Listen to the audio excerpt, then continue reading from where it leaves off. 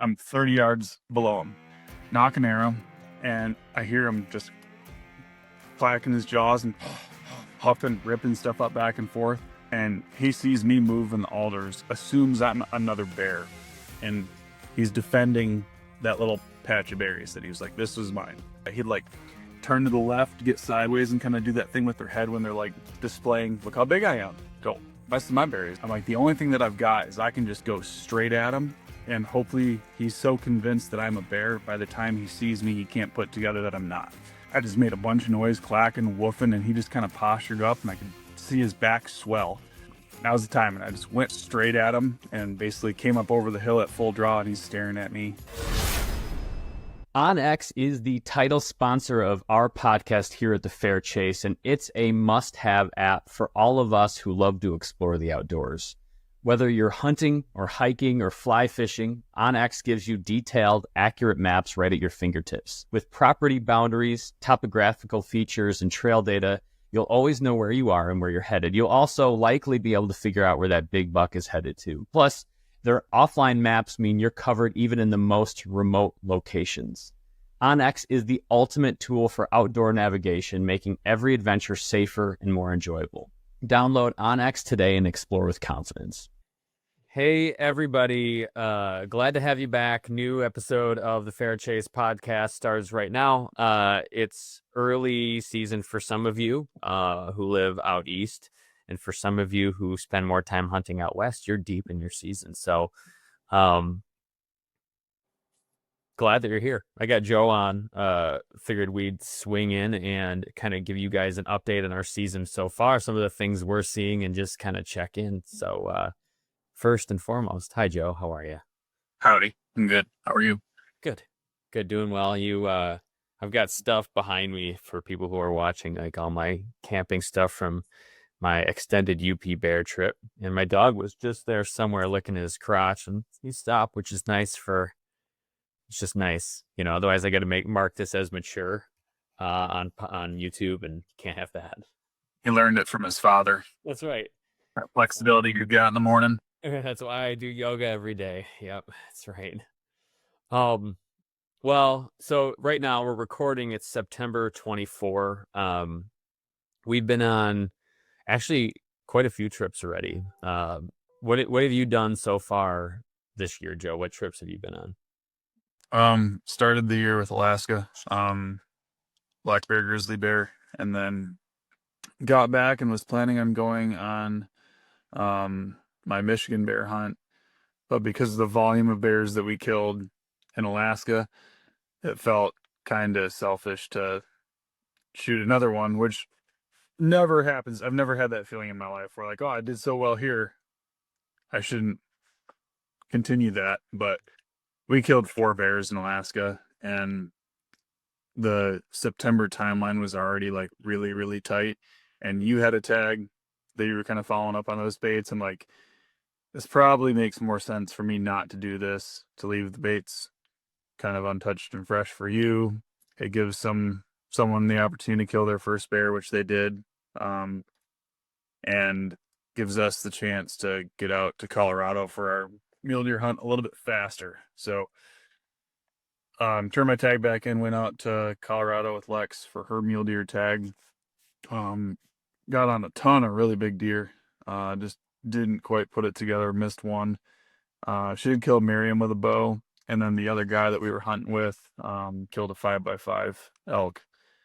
And then since that, we got out for one day of the early doe, and Chase was up to bat. He took his bow and got like to quarter draw before he got busted. We were right on the ground in the corn thing.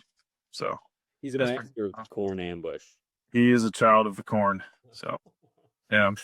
Well, and while you were gone, so you came back around the 1st, I believe, from Alaska, which was the day I left for Wyoming for mule deer. Hunted them for a week, and when I came back, that was when I think you left again for Colorado, and then I think when you came back, then I was gone in the UP for bear. So it's been like, I haven't seen you in a while, actually. Like, gazed upon your face and those big blue eyes of yours. It's probably been I mean, well over a month, I think, since I've seen anybody Yeah. other Yeah. than Jordan. Yeah. Other than Jordan, right? Who Yeah, just got back from a side quest, you know, hunting, doing some stuff with WTA on a bighorn hunt in Montana, which is kind of cool. So yeah. If it killed I think it was a 14-year-old ram. yeah. So we've been busy, but it does feel a little chaotic. And we're not quite done with it yet. For the first time, I've got a pile of trail cameras in the back right now. I'm on my way to go distribute them across the Midwest or the West Michigan area.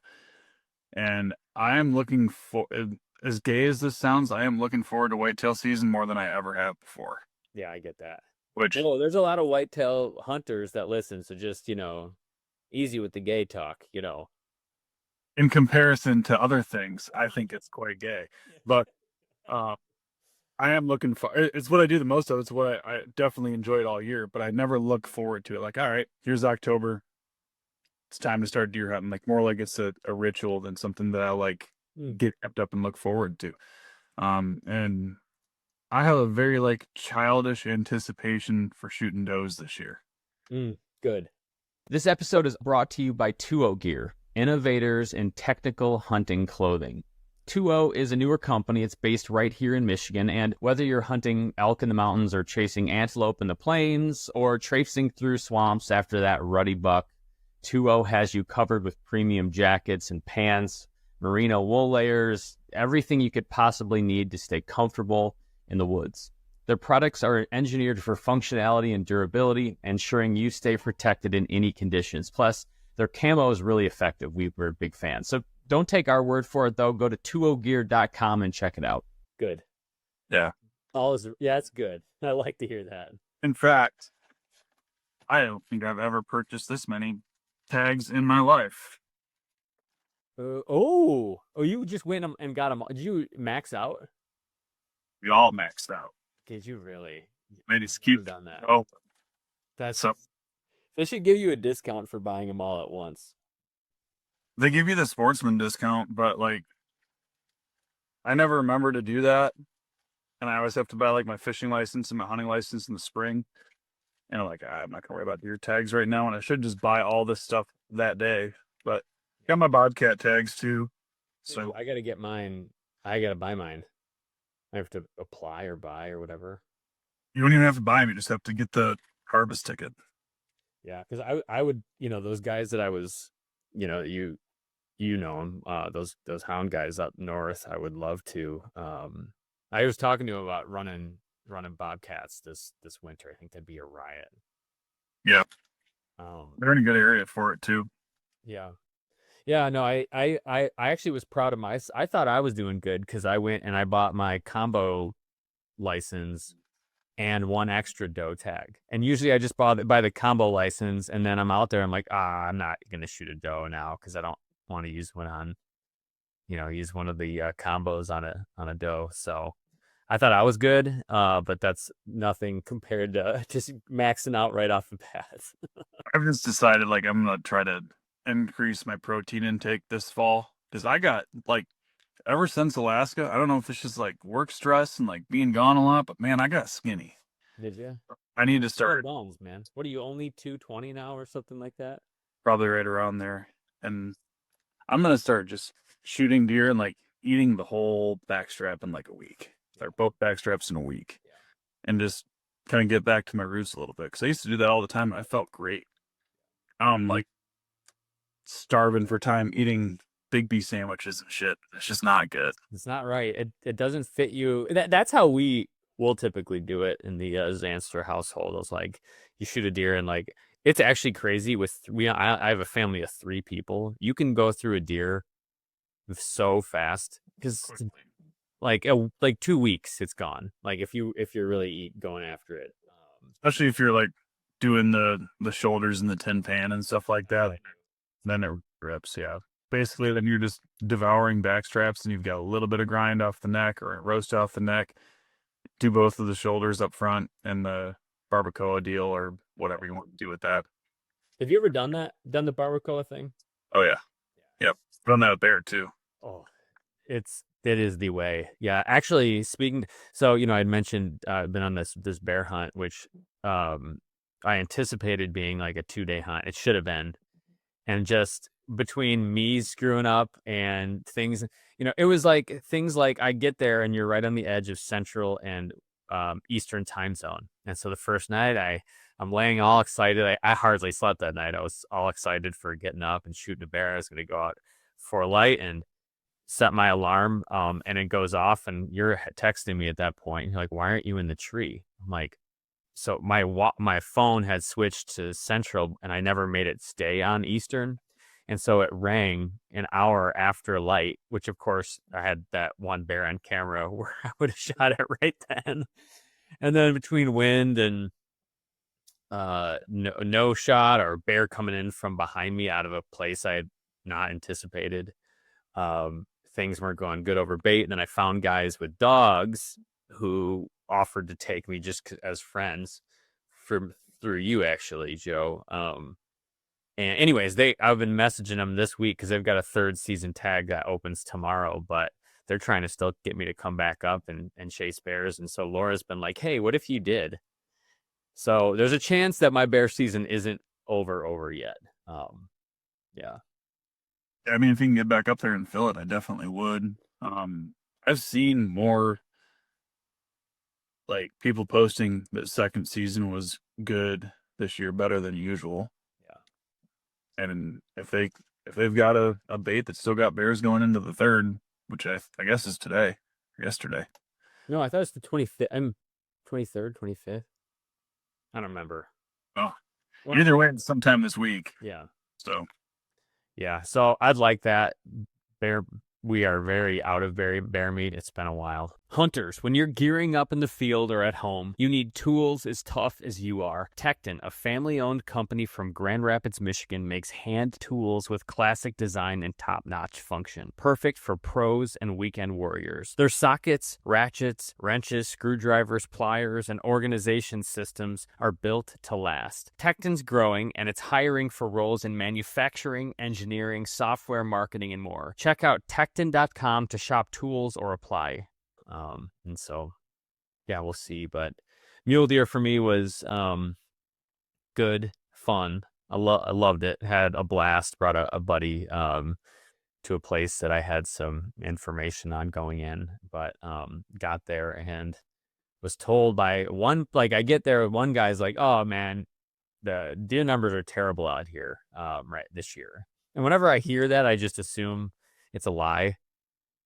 Someone's just like telling you that because it's their spot or whatever. And then I heard it from like 4 or 5 other people, including the game warden. Anyways, we got into some bucks, got some chances, but not like, not the normal, which, I ended up talking to our mutual friends, Joe, who had been hunting there. And they said they saw one buck the entire time. Lots of elk, which is what they were hunting for, but 1 buck. So who knows? Hopefully my streak doesn't continue into whitetail season this year. yeah, you kicked a cat or something so far this year. Like you got some kind of weird I don't know, man. karma on you right now. Don't like it. I'm trying not to think about it. You know what I mean? Because I actually think like sometimes it's nothing and you think about it and then your brain gets hooked on something like that something's wrong with you and then you create a problem. And so I'm trying not to think about it. And really what I need to do is just go out next week when we have our opener and just shoot a doe right away. And I think what you need to do is go out this weekend and like shoot a limit of squirrels or something and just get a little bit of mojo back in you. ooh, that's not a bad call. Put some curl back in your hair. That's right. Yeah, you see this? This is all straightening out. Can't have that. Yeah, maybe I will. Maybe a squirrel. Maybe I'll do that because like you were saying, you got cameras, in your car. Because of all the things we've been doing and stuff we've had going on, I'm way behind on how my camera situation. Like last night, I was, was it pouring by you last night? It was, yeah. I'm like, all right, I literally I've got like a checklist for work, and I've been throwing in things like trail cameras, so I've got like a cadence I got to hit, and I realized last night I'm like, I got to get one more out tonight, so I went out in the like the pouring rain. It was dumping on me last night. And so where I put my trail camera out was it's actually like a fairly well used trail, but it's like way down you have to crawl on your hands and knees hill to get to this little bench where deer move in and out. And so I'm like it's like pitch black. I'm by myself way in the woods. I'm just sliding down this hill. I'm like, if I fall down into the river from here, like no one will find me until tomorrow, until that's when my carcass gets hung up in the dam downstream or something. You can swim. You'll be fine. But the funny thing was, I forgot to tell you this. The funny thing about that was, I'm like, this is a spot I had kind of found later last year. It's just like I thought it was an interesting spot, an interesting little bench. And with the LiDAR that you can use now with like on X, it's easier to find those little like really subtle little benches. So I'm like, all right, I was like, yeah, I think I had a camera out there last year. I'm gonna go throw it out. So last night in the rain, I get to this spot. I'm like, I see this tree. I kind of see the top of it. I'm like, that's the perfect tree. I get down there, and I kid you not, my trail camera from last year was still out there. I had totally forgot I had one there. It was totally dead. So I swapped it out, and either it's my old one or I just stole someone's exact trail camera that had the same one as me. But we'll figure it out when I put new batteries in. And someone's like, "What the heck, dude?" Find out soon. I had forgotten because I leave a lot of cameras out in areas that I turkey hunt and areas that I coyote hunt too. Specifically coyotes, just because I like to have those on all winter long. And if a picture pops up, I'll run out and kill it. Yeah. Um, but I had forgotten so many cameras that are out there, and I've had like thankfully some of them had that little GPS function because I completely forgot. Like I'm looking at the picture, like okay, I know roughly where this is in this little thick, but I don't remember exactly where it is. But I think we've got them all pretty much found now. One thing that I've noticed though, and again, I don't have a lot of cameras out right now, but Lexi does. And when I went out with Chase on Sunday, we saw multiple busted up and half rack bucks already. I have one on camera that just showed up yesterday with half. And it's not like it was a weak velvet situation where they just like that once he lost velvet, that antler just kind of shed. It was like split on the main beam, and also the brow tine was cracked. Yeah. Like, They fighting? yeah, just weird. So I don't know if they're like, if there's some weird like mineral deficiency going on right now, but or maybe I'm just noticing it more. But I've seen way more half rack bucks than I can recall seeing in the past forever. It's funny how we pay attention to so many of those little things, and like you're not sure if it's a trend or if it's just you've seen like three of it and it's weird. Yeah, It's funny. that's probably what it is. Not many people though are paying that much attention to, other than hunters, like the mineral deficiencies in the local whitetail population. Oh, speaking of that, um, this is nothing to do with whitetails, but we talked about this briefly as being a possibility, and I forgot to tell you that we ended up doing it. Um, that mineral that I talk about in Alaska all the time at all the sheep, all the seems to go to. So they did get a hold of the biologist, and they're like, yeah, here's like this protocol for taking samples. So Scout and Dante one day went up there and did that, and thought it was just going to be like, yeah, just scoop a bunch of this dirt into a bag, and then we'll see what's in it. Right. But it was much more involved than that. It was like you had to do I think it was a 52 or a 54 point grid, and then take things from all these different grid points on this mineral, and then take like some controls from around it, like outside the mineral. So it ended up being like 56 gallons of dirt that they had to pack out of that thing. No way. But they got it. So I'm very, very curious. And this is going back to like 4 years ago when I went on that sheep hunt. We've been wondering what was in that. And since Onyx updated, and I'll send this to you, obviously we're not going to post this, but since Onyx updated their recent the HD imagery, you see 17 sheep in that mineral from Onyx. No. It's freaking crazy. And they found 7 moose sheds on the border of this mineral pit. Really? Just So everything knows about it. It's like this little, like, served Garden of Eden thing there. Just crazy. Is It's it like only weird? Do bears come in there at all for that, or do they not need it as much? I don't know. We put a camera on it. So next time we go there, which who knows when, we'll get pictures. I mean, there's tons of sheep and moose and bison that were in it, but I'm sure that predators go there to ambush them too. Like we saw a wolverine above it. I forgot you saw Wolverine. That's Yeah, so cool. I that never. was a that was weird. It looked like, I mean, it was 4 miles away through a spotter, but it started at like 2,800 feet and it made it to 5,000 feet in like 2 minutes, just running up this ridge. Never stopped, never looked back or forth. It was just boop, boop, boop, boop, like it looked like a skunk, they kind of bounce Oh it. yeah, yeah, yeah. It was like that all the way up this thing. Didn't have a care in the world, just moving. And Spencer said the same thing. He's like, I've never seen one stop. Like they Really? just always are moving. They're a crazy animal. That's a cool animal. I would love to have a pelt on my wall, like a Wolverine. Yeah. I was all game about like, because at that point I had the second grizzly tag in my pocket. I'm like, I'll put the grizzly tag on it. And Oh, it doesn't open until September 1st. So, right when you left. That was when you were home, basically, at that yeah. point. Yeah. But I mean, even if we could, trying to catch up with one of those things is like the definition of chasing waterfalls. But Yeah. it'd be cool to get one eventually. Yeah, that's definitely like one of those. It's not like a target animal in your life, but it's like one you always want to get. Like I want to be out and have a chance at it when I'm doing something else. Yeah. You know. We might be going back out there in the winter. Um, this is interesting too. They're getting the wolves pretty figured out there, and where they hunt, the Iditarod Trail goes through. So they have along the Iditarod, they have like these big piles of hay that they drag out there with snowmobiles prior, and they put them out there, and that's like places for the dogs to like lay down and sleep on these big piles of hay, Mhm. and consequently, all the bison then come to that afterwards and eat it. And also the wolves come to it and they smell that other dogs were on those piles of hay and they take a shit on the top of it to assert dominance.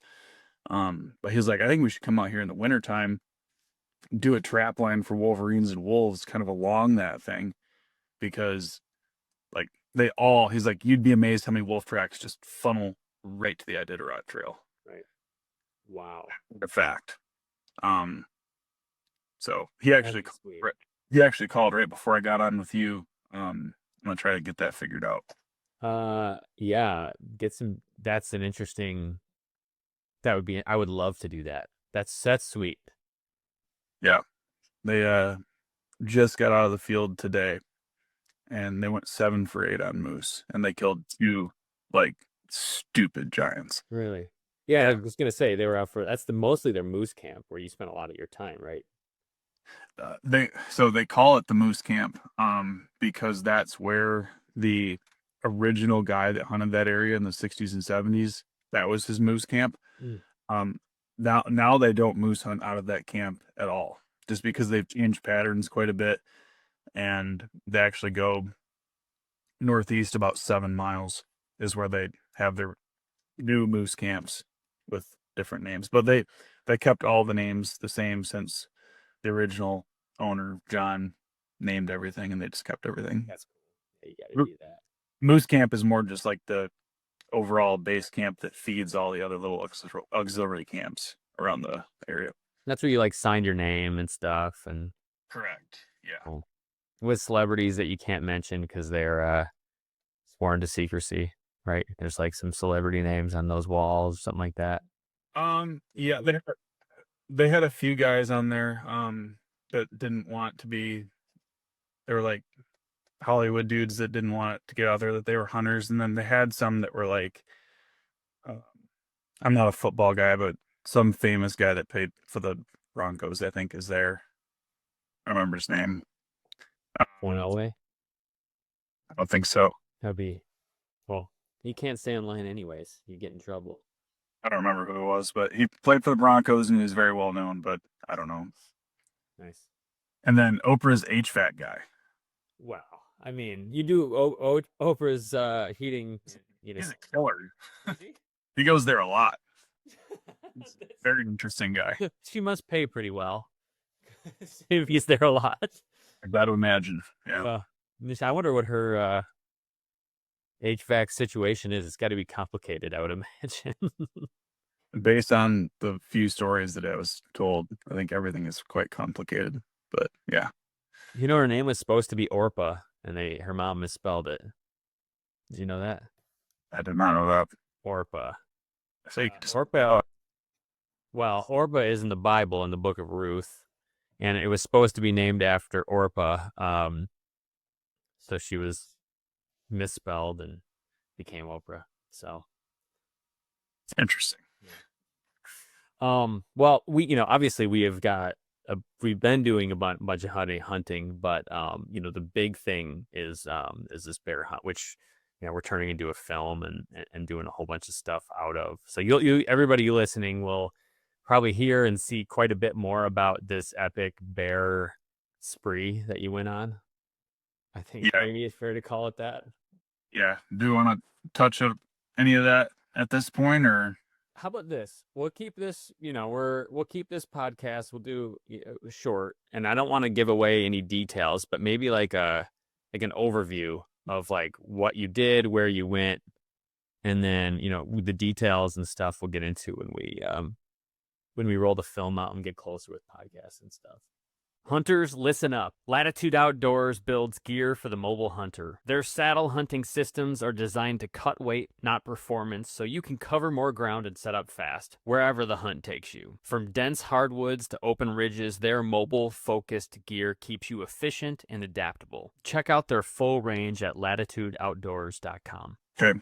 So we went to an area in the western side of the Alaska range. It's the same spot that I sheep hunted in 4 years ago.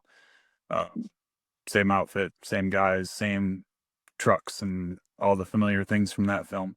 So it was really cool to kind of return back to that really special place to me and hunt the animal that I've wanted forever, which is a grizzly. Per usual, it was an amazing experience, and we had 4 or 5 hunts of a lifetime, kind of all one. I shot a black bear on day 1. I killed a grizzly pretty close to where I killed my sheep on day 2. Spent the next couple of days, or the next day, getting those cleaned up, and we had 8 days left to hunt, and it was Jordan's birthday coming up, so we're like, hey, we should have Jordan buy a tag. Jordan bought a tag, and then a few hours later, he shot his first animal ever, a black bear up on the top of a mountain. And then we're like, hey, now we have 7 days left, and we filled all these tags, and we went fishing and picked up a bunch of moose sheds, and like, I guess we got to buy another tag so we got a week here. So we spent the next week bow hunting for grizzlies and also watching for wolves, and ended up getting a really, really, really killer stalk on a giant black bear bow. So I ended up with 4 bears. All of them were on film, and it was just a crazy experience. So yeah, I kept getting messages like bear down, like because you would have access to more connectivity, so I'd get like a weird photo. I'm like, man, they're crushing it. The one that's one other thing I want to say, I guess, that I don't think a lot of people know about this. Or maybe they do, and I was just ignorant to it. But if you have an iPhone 14 or newer, cancel your frickin' Garmin. truly. Like, not to throw shade on Garmin, they make a great product, but satellite texting is way better. Way better. Yeah, I didn't know that was a possibility, but you can turn your satellite settings on the newer iPhones and text just like you are with LTE. So, Yeah, pretty cool. dude, I did that. You told me that when I was headed out for mule deer, and I'm like, sweet, because it's like it's like $100 every time you want to get it started again, and you get the base service, which I always end up sending too many messages and then having to upgrade to the unlimited or whatever. I always do that, but I tried it this year and it works great. You got to point your phone always to where the satellite is above you. But when I got into that big buck I sent you a photo of, I was messaging Kyle, who was with me. He was kind of far away, and our plan was to kind of work our way around and meet up. And I'm like, hey, I was able to message him while I was, working on that deer, which was like really cool and kind of unique. That's kind of cool. So, we can wrap up here. I wanted to do a check in, but before we did, I thought what was interesting was your stalk on that final black bear with your bow. You got really close, right? But was snapping its jaws at you, clacking its jaws and stuff, right? And you were doing it back. Like, walk me through that whole thing. So that, and I think we're gonna do like a whole separate story just about this bear, because how that stalk and that situation unfolded was super technical, and there was a lot of like micro decisions into that, which I think is actually gonna be pretty educational for folks for stalking anything, not just bears. But um, we spotted it the day before. It was like 4 miles up this creek. Got up there the next day. It was on the same berry patch, and watched it for a while. And it was basically doing this like 150-yard loop, scrounging berries. The berry crop wasn't great, so they weren't like sitting on their ass and just mowing one bush for an hour and then moving 5 feet and doing the same thing. They had to kind of graze for it. So we're like, all right, this is kind of the best situation that we can make out of this, where we can get on his 150-yard loop and just kind of wait him out. So we went up the mountain, kind of came even with him, got the thermals right, and got into where we thought that loop was, and sat there for a while, didn't see him. Noticed he moved about 400 yards closer to the river on the side of the mountain. So we went up onto the ridge and then dove down to him. And right as we're kind of like creeping up, I got an arrow knocked. Like we're going to be like 20 to 50 yards from this thing. Yeah.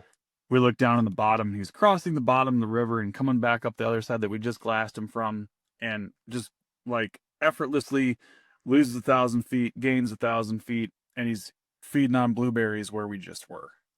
So I didn't know if we bumped him or if he just got sick of that hillside and was like, yep, I've eaten the good berries here. I'm going to take something else out.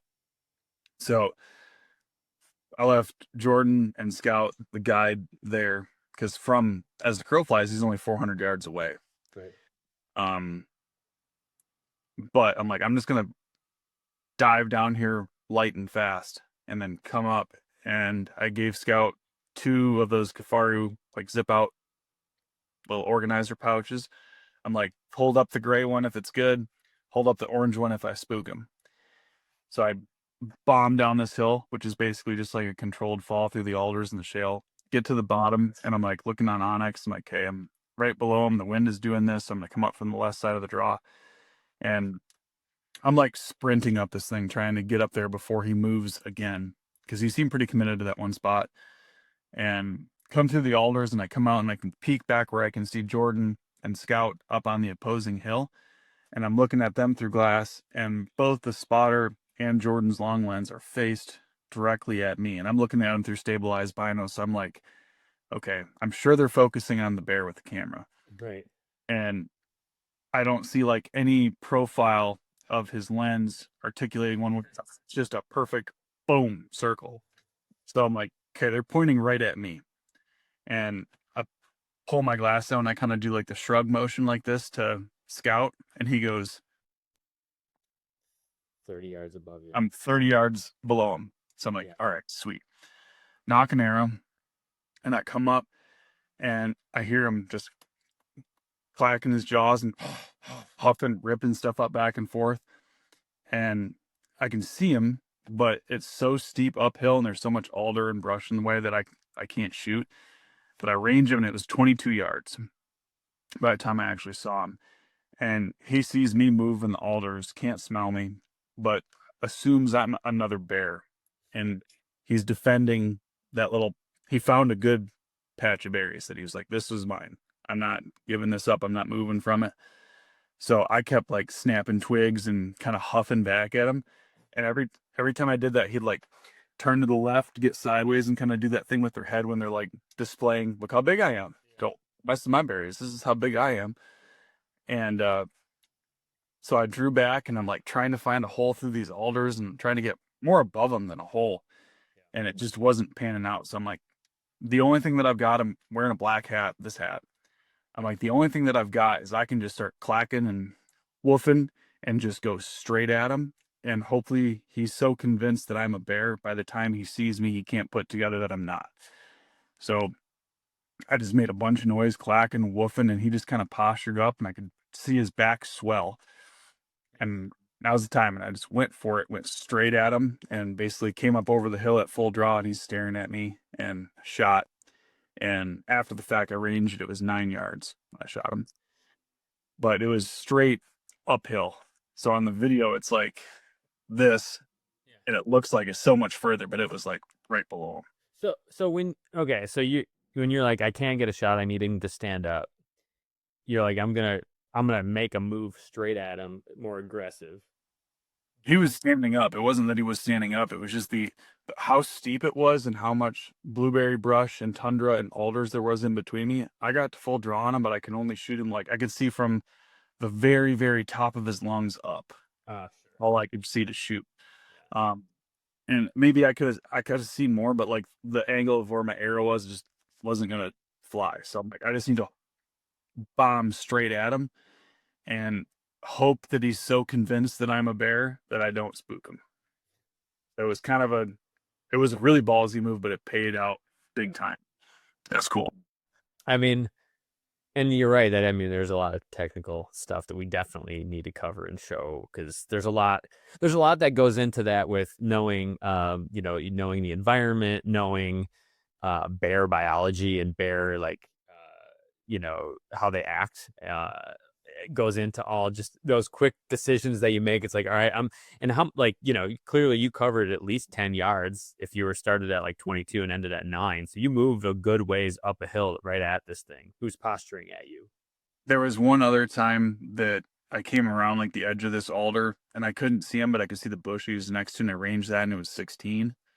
Um, but yeah, there's so much that went into it even prior to that, and there's cool dialogue that goes on between myself and Scout and Jordan, and they have some dialogue going from their angle because they're both filming. Scout's through the he had like the phone scope or whatever, Yeah. and Jordan obviously with the big camera, and then I had a GoPro on my pack, so all of this dialogue is kind of happening. Like, oh, he sees him, the bear sees him, but he's not scared. I don't know what he's doing, and then from my perspective, I can see and hear that he's like clacking at me and aggressive. So Yeah. because of the body language that I was reading from that bear, I'm like, okay, he's defending this spot, so I can be equally as aggressive. Awesome. I mean, so I've seen like clips and obviously stuff like that, but the full footage is being worked on. So, Yeah. like you said, we'll do a full film of all of it, and then we're gonna do some more specialty, like focused content afterwards. One probably with Jordan's first kill and how that all went down, which he did a heck of a job on it. And then your stalk, which is one of the more epic stalks I think you're ever gonna do. On an animal like that in that place and how it went down. I can't think of a black bear situation being cooler than that. It doesn't overshadow the grizzly for me. Like, the grizzly was still the coolest Yeah. by far, and that whole situation was wild in itself. But Oh, yeah. yeah, that's for another time. Yeah. Yeah, no. So, like I said, we wanted to check in, give you a little update, give you a little teaser. Lots of bear footage to show. None of it being mine, of course. Oh, which was a bummer because I got them right here, but I had the meta glasses. And with a rifle, it's really not, it works really well through a rifle scope as opposed to a bow. You kind of turn your head. It's hard to see what you're shooting at. But yeah, we've got a ton of good footage coming out, a ton of content. And now, deer season starts in 1 week from today. So lots to do, lots to share coming up. Yep. So, all right. Well, everybody, thank you for checking in. We'll keep checking in throughout the year. If you have questions or, want us to cover anything specific, like I always say, let us know. But otherwise, we appreciate you, and we'll see you next week.